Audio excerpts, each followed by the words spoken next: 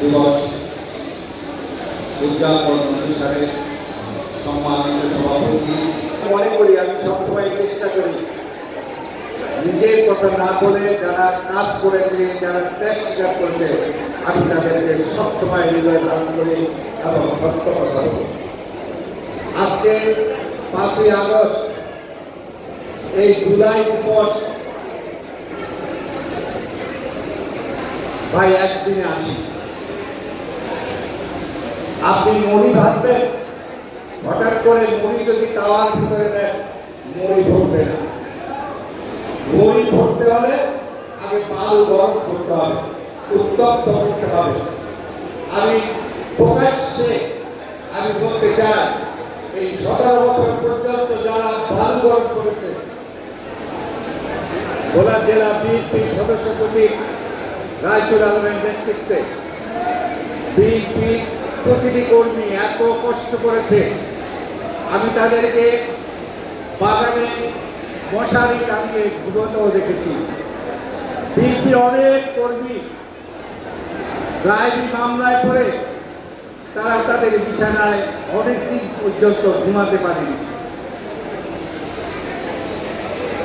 BNP কোন নেতার মা, বোন বা বাবা মরে গেলে তাদেরকে দাফন করার তারা উপস্থিত হতে পারেনি, কারণ তৎকালীন সরকারের রায়দি মামলায় হাজার হাজার বিএনপির কর্মীরা অনেক কষ্ট করেছে, অনেক জেল খেটেছে।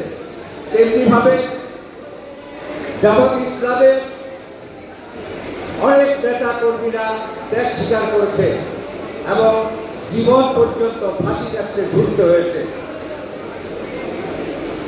আরো সকল রাজনৈতিক দল যারা 5ই আগস্টের আগে এবং পরে জন্মগ্রহণ করছেন, সবাইকে আমি সম্মান জানিয়ে আমি একটি কথা বলবো।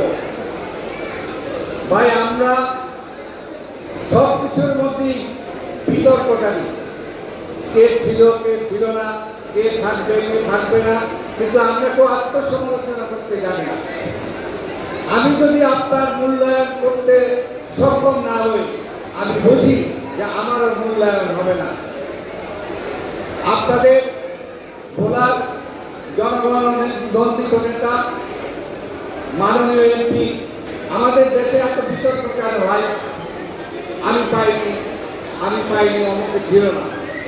আমাদের সবচেয়ে এই 18 কোটি মানুষের মধ্যে আমাদের কথা হচ্ছে যে সবাই বলতে চায় আমি কি পেলাম, কিন্তু আমি কি দিলাম এর সংখ্যা অনেক কম। আমি কি দিলাম এটা জুলাই পরিবারে যারা মৃত্যুবরণ করেছেন, যারা আহত হয়েছেন, অনেকে আবার নিজের একাকে ক্রেডিট দিতে চান। এই জুলাই একটা ভালো ফলাফল আনার জন্য ছাত্র দলের সভাপতি আলামিন গুলিবিদ্ধ হয়ে মারা গেছেন। তাহলে জুলাই যোদ্ধাদের ভিতরে তারও তো দাম আসা উচিত। আমি একটা কথা ভাই, কেউ বিতর্ক করবেন না। একটা জিনিস নিয়ে যদি বিতর্ক করেন তাহলে সেটা হালকা হয়ে যায়। আমি 5ই জুলাইকে অন্তরে ধারণ করি, আমি হৃদয়ে রাখি। ওদের কথা মনে হলে আমার হৃদয়ে রক্ত খরচ হয়, এর বাইরে আমার কিছু বলার নেই। তবে আমার রাজনৈতিক জীবনে যতদিন বেঁচে থাকি, এই জুলাই পরিবারে যারা নিহত হয়েছেন, সেই পরিবারের প্রতি, যারা আহত হয়েছেন সেই পরিবারের প্রতি আমার সহানুভূতি থাকবে, আমার সাহায্য থাকবে। শুধু